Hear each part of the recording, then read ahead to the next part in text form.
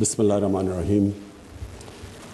اللہ تیری عبادت کرتے ہیں، تیرے سے مدد مانگتے ہیں۔ میں سب سے پہلے تو نسٹ کے وائس چانسلر کو اس چیز کی مبارک دیتا ہوں کہ جو سٹینڈرڈز آپ نے سیٹ کیے ہیں، جو نسٹ کی پاکستان کے ایجوکیشن سسٹم کے اندر سٹینڈرڈز ہیں، وہ آپ نے مینٹین کیے ہیں، بلکہ امپروو کرنے کی کوشش کی ہے، تو میں آپ کو خراج تحسین پیش کرتا ہوں۔ دیکھیں، اسکالرشپس، مجھے اندازہ ہی نہیں تھا جب ہم پاور میں آئے کہ کتنی زیادہ اسکالرشپس ہیں، کیونکہ وہ اتنا ایک ڈیوالو قسم کا 18th امینڈمنٹ کے بعد کہ صوبے کتنی اسکالرشپس دے رہے ہیں، فیڈرل گورنمنٹ کی ڈفرینٹ، مثلا احساس کی ہم نے علیحدہ اسکالرشپس، ہائر ایجوکیشن کی علیحدہ، تو ہمیں آئیڈیا ہی نہیں تھا۔ اور مجھے کئی دفعہ اسٹوڈنٹس کمپلین کرتے تھے کہ جی ہمیں نظر انداز کیا گیا، میرٹ نہیں ہے۔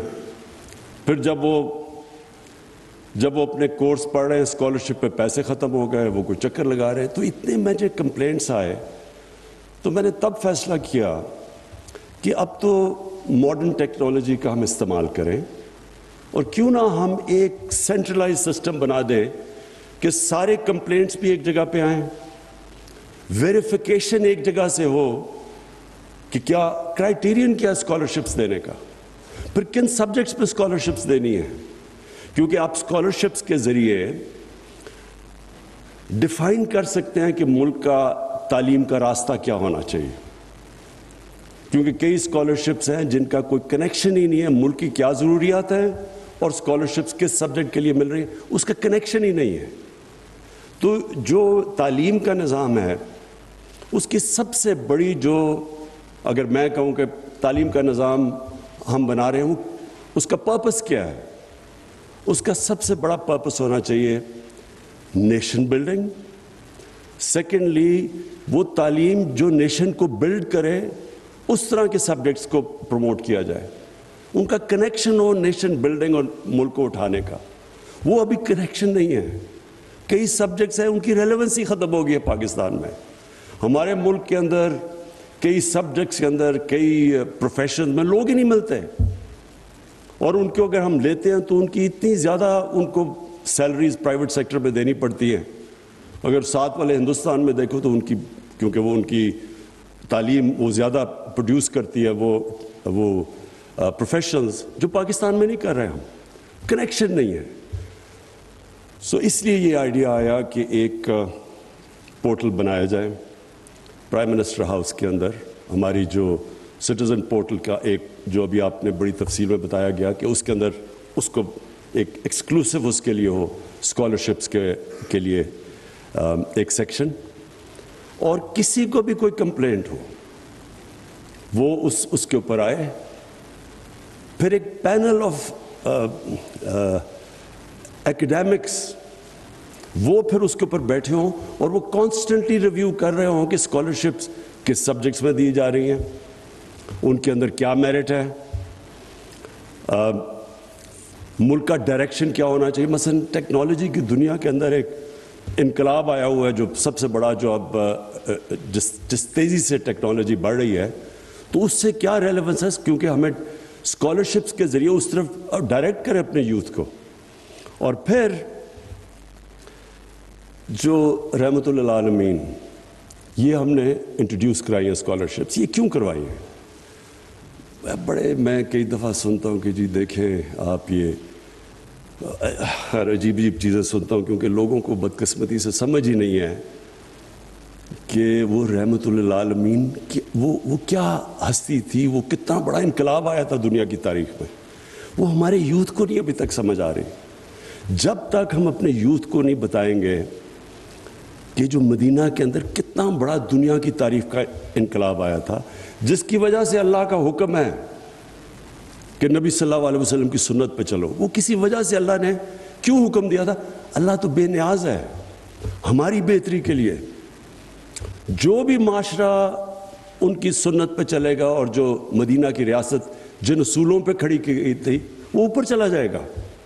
جو انسان اس راستے پہ چلے گا وہ اوپر چلا جائے گا. کیونکہ یہ بڑا امپورٹنٹ ہے سمجھنے کے لیے کانسیپٹ. ہمارے نبی رحمت المسلمین نہیں تھے, رحمت العالمین تھے. سب انسانوں کے لیے رحمت بن کے آئے تھے.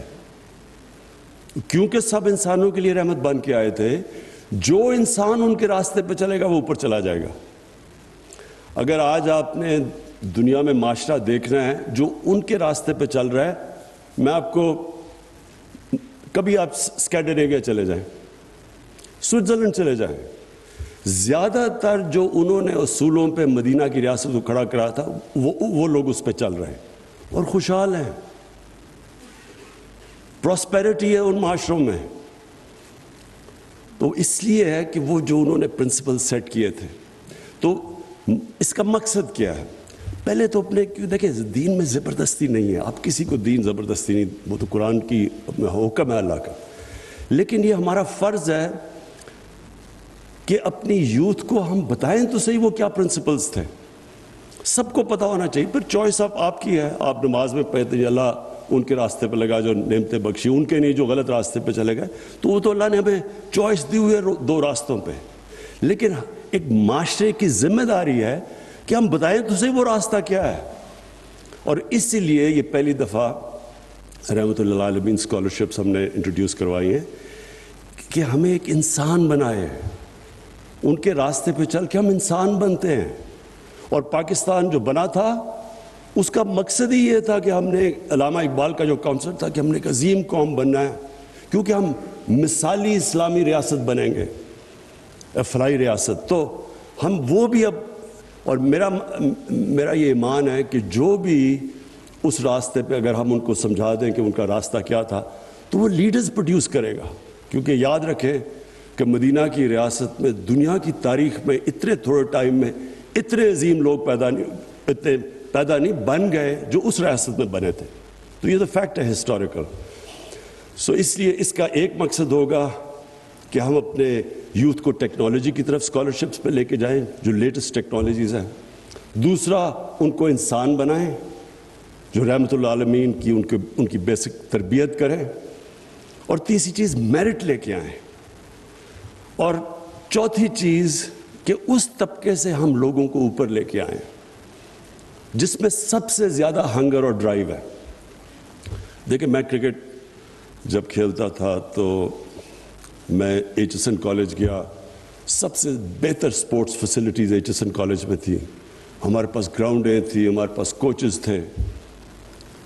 لیکن جب ہمارا میچ ہوتا تھا کلب سے, جن کے جو وہ کھلاڑی تھے وہ سڑکوں پہ کھیلتے تھے, رات کو وہ منٹو پارک میں کھیلتے تھے, وہ ان کے اندر جو ہنگر اور ڈرائیو تھی وہ ہمارا ایچ ایس این کالج کے لڑکے ان کا مقابلہ نہیں کر سکتے تھے.